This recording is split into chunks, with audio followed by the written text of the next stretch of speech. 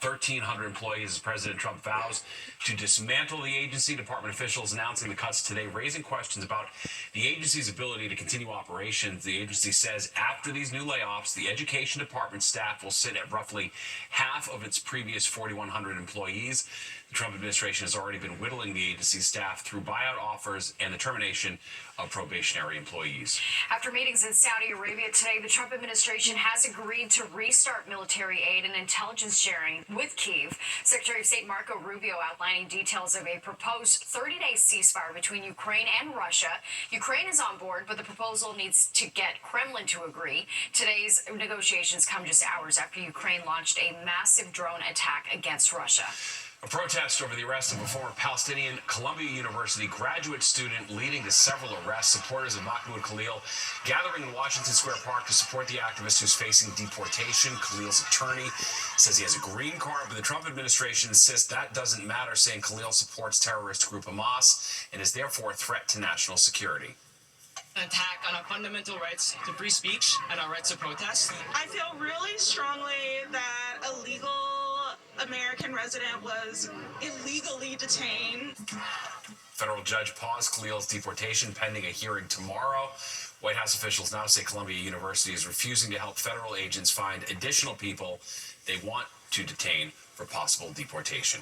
Well, the mayor of Montvale says a 14-year-old boy is fighting for his life after a school bus overturned on the Garden State Parkway. 13 other kids suffered minor injuries, and the 44-year-old driver was also hurt. Police say it happened around 7:40 last night in Montvale. The bus was traveling from Lakewood, New Jersey to New York when it veered off the side of the road and flipped over. Investigators are still trying to figure out what went wrong. A new measles case being reported in our area. State health officials announcing the case in an unvaccinated child who's under the age of 5 in Suffolk County. It's the third confirmed case in New York State this year. Officials say anyone who visited the pediatric emergency department at Cohen Children's Medical Center between March 3rd and March 4th may have been exposed.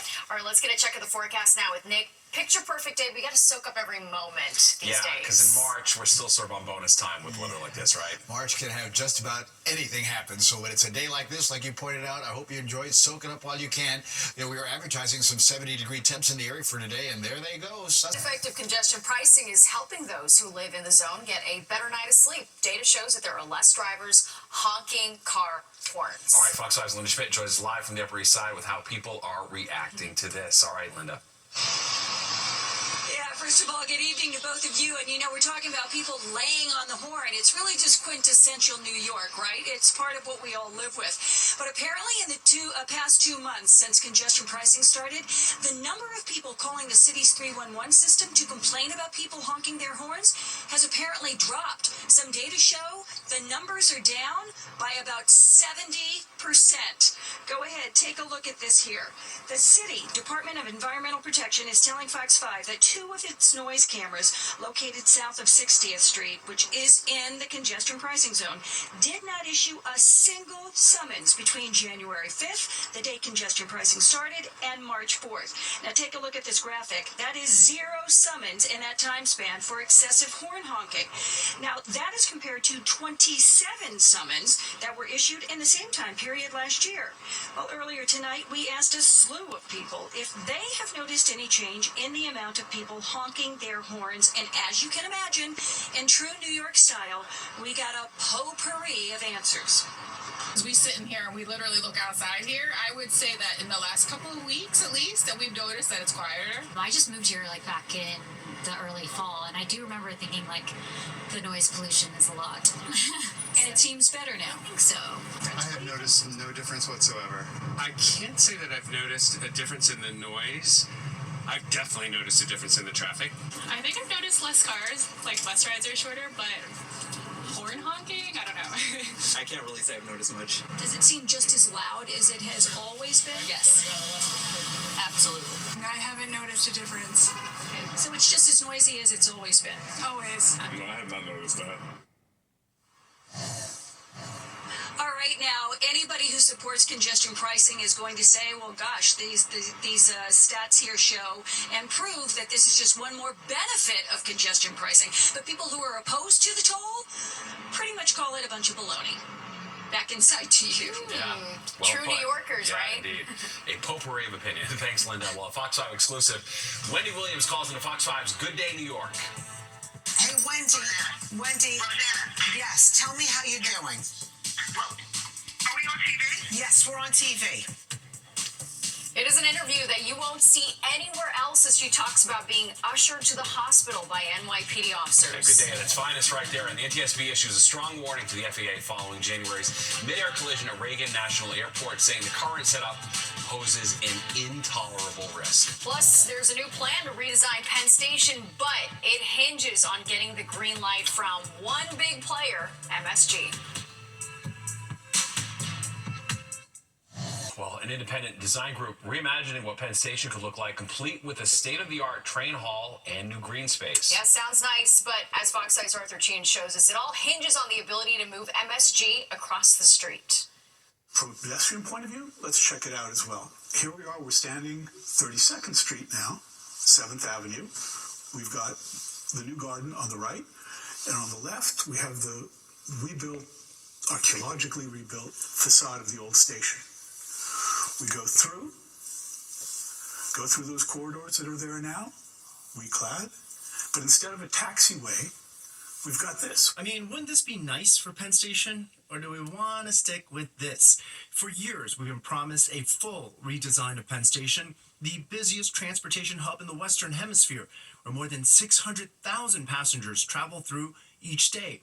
But plans for an overhaul have remained stalled. Now, a powerful advocacy group, Grand Penn Community Alliance, has come up with its own proposal, the key to which is to move MSG across 7th Avenue to the site of the former Penn Hotel. Imagine, though, if it could move, what could we do? This is what we could do. We have the park here on top of the concourse. We have the new train hall next to 2 Penn. And as we pull back and pan over, you'll see that MSG has moved across 7th Avenue to the empty Penn Hotel site and the part of the block on 34th Street that is there now. The Alliance and its chief architect, Alex Washburn, say their plan will take about the same time as the MTA's current proposal, which hasn't been going anywhere, and that it would cost about the same. But instead of focusing on the rails underneath, the Alliance's plan would open up green space the size of Bryant Park above it, and that a new train hall would double the train capacity to 48 trains an hour. A lot of people have to agree here in order for this plan to move forward, including the owner of the former Penn Hotel, who reportedly has not rejected this new idea. So the key may be MSG owner James Dolan, who in the past has refused to relocate the garden.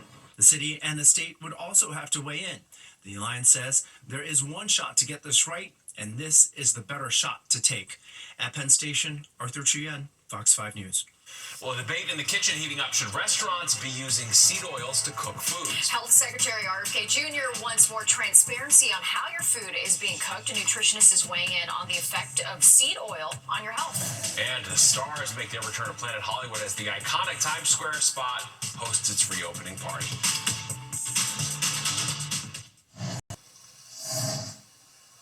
Planet Hollywood is back. The restaurant chain hosting its grand reopening today in Times Square. The movie memorabilia on the walls, long gone, replaced with 360-degree screens. The restaurant says will transport diners through cinematic themes. A long list of celebrities were there tonight to walk the red carpet.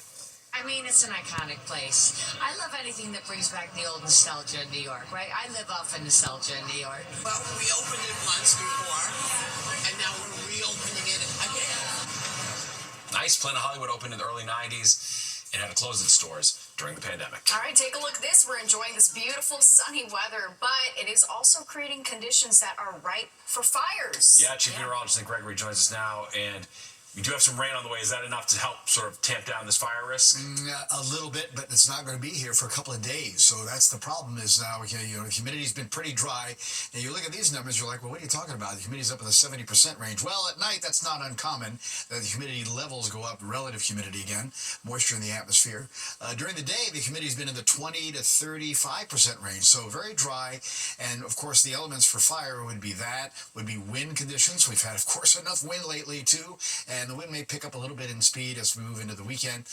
We're also talking about the lack of some rainfall and some pretty warm temperatures. Now, as we look at the big picture around the country, we do have some rain. You're watching the 10 o'clock news. Today marks 5 years since COVID-19 was declared a global pandemic, 5 years since life as we know it changed. Welcome back to the 10 o'clock news. I'm Natasha Verma. And I'm Steve Lacey. Now, during this time, the CDC says more than 1 million Americans died from the virus. Fox 5's Antoine Lewis takes a look back at 2020. It was sort of a chaotic period. It was a time to mobilize, to really be able to sort of galvanize. Dr. David Perlin looks back on March 11th, 2020, the day COVID-19 became a household word. Pandemic is not a word to use lightly. This is not the Ebola virus. Far from it. It was the coronavirus, and the global health community had a fight on its hands. A fight that Perlin, as Chief Scientific Officer for the Center for Discovering Innovation at the Hackensack Meridian Health Center, saw firsthand. What was most frightening is that patients would show up in some type of respiratory distress, but they were stable. But within a very short period of time, sometimes 3, 6, 12 hours, they would go from being somewhat stable to being so unstable that they had to be put on respirators. Shelter in place became the directive from officials at all levels of government. Masks and face coverings were now commonplace. The only protection against the disease were in the beginning. The only things known were that it spread quickly, and there was no vaccine. The pandemic and subsequent shutdown literally brought many cities to a standstill. The New York City restaurant industry, one of many industries knocked to its knees. Andrew Rigi is executive director of the New York City Hospitality Alliance. We had no idea what was ahead of us, all the people we lose, the small businesses that would be destroyed, the jobs that would be lost. Just 6 months into the pandemic, the National Restaurant Association estimated 100,000 restaurants nationwide had either closed permanently or long-term, and those fighting to stay open had to pivot to survive. And then when we started opening up, it was like, okay, you could have outdoor dining, you could have 25% indoor capacity, then 50%. But the chaos started to stabilize upon news of a vaccine. We more or less were tracking it, but still, it took the better part of 9 months for that vaccine to become available to the public, and we couldn't wait 9 months. And now, 5 years later, we are reminded that while we're not in a global pandemic, the virus that causes COVID-19 is still out there. But it continues to evolve worldwide. So, technically it is not over. It's just that the acute phase of the virus is over. There's still lingering challenges for our city, for our restaurant industry, and we need our government leaders to continue to provide support to these small businesses. Antoine Lewis, Fox 5 News. In Harlem tonight, a memorial service for civil rights activist Dr. Hazel Dukes. Hundreds gathering at the AME Zion Church on West 137th Street to pay their respects. Dukes was president of the New York NAACP for nearly 5 decades and fought tirelessly for voting rights and education. She died on March 1st at the age of 92 years old. Her funeral will be held tomorrow morning at 10:30. Westchester County joining the fight against Con Ed's proposed rate hikes in a bipartisan, unanimous vote. The County Board of Legislators can now be a formal party to the Public Service Commission's review of Con Ed's proposed increase. The utility wants to raise the average residential electric bill by almost 12%, the average gas bill by just over 13% by 2026. Legislators say they're doing this on behalf of working families, seniors, and small businesses who would be hurt by those hikes. Well, from worst to first, for the second year in a row, LaGuardia Airport has been named North America's best airport in its class, according to the ASQ Passenger Survey. The airport taking the top spot in customer satisfaction after its recent $8 billion reconstruction project. Travelers are most pleased with things like walking distance, restaurants, gate areas, and Wi-Fi, and of course, that water fountain, that waterfall. It's so like nice. Out of nowhere, world-class airport. We deserve it. Good. Well, it's a long-fought debate over using seed oils to cook food. Health Secretary RFK Jr. says the oil is fueling chronic diseases like obesity and diabetes. All right, but years ago, seed oil was dubbed the healthy replacement for beef tallow. Fox 5's Jessica Formoso digs into which option is better. It's a war between seed oil and beef tallow oil, the two recently making headlines thanks to social media wellness influencers and politicians. It's not like one is so much better than the other, or one is so much worse than the other. It's more complicated than that. Beef tallow, on one hand, is higher in saturated fat, but it also has some nutritional quality. It has a good amount of vitamin E. And then seed oils, on the other hand, don't have as much saturated fat, but they're higher in omega-6. Seed oils, also known as vegetable oil, the canola, soybean, and corn oils, have been labeled harmful. Critics say they're causing health issues like inflammation, obesity, and diabetes. Lisa Moskovitz is a registered dietitian. What we know to date is there is no conclusive evidence or research showing that seed oils are linked to inflammation like a lot of people speculate, allege, or, accuse seed oils of doing. And it's just not proven at all. Robert F. Kennedy Jr., the new health secretary, says Americans are being, quote, unknowingly poisoned by seed oils, calling on the fast food restaurants to stop using them and go back to using beef tallow oil. I agree with it. I mean, I think if that, I generally think it's better, so I have no issue with that. I think that's the way that the food industry should be moving, personally. Some restaurants like Sweet Greens have stopped using seed oils. Burger Head in the West Village has only been around for a year. Most of their cooking is done with beef tallow. Going back to how things used to be done in fast food in America, is where the ingredients are something you could trust. So we really believe in it as far as being taste better and also just being better for you. But Moskovitz says your focus should not be on the oils, but on the food itself. If you're eating most of your food from a fast food restaurant, that is the bigger issue to focus on rather than what type of fat is in the fried food that you're eating, right? In the West Village, I'm Jessica Formoso, Fox 5 News. Yeah, it's interesting. That debate's definitely all over social media. You see people putting tallow on their face I now know, for they've skin got all kind cream. of skincare like yeah, that, it's a whole new way of thinking. Well, Hollywood's newest production studio is redefining what it takes to make a movie. All right, they're using artificial intelligence to create ultra-low budget feature films, but there's more human involvement than you might think. So, how many members did we get? None. Well, tomorrow's another day. All right. It's the eyes that give it away. That's a look at the first feature film from a new Hollywood production company.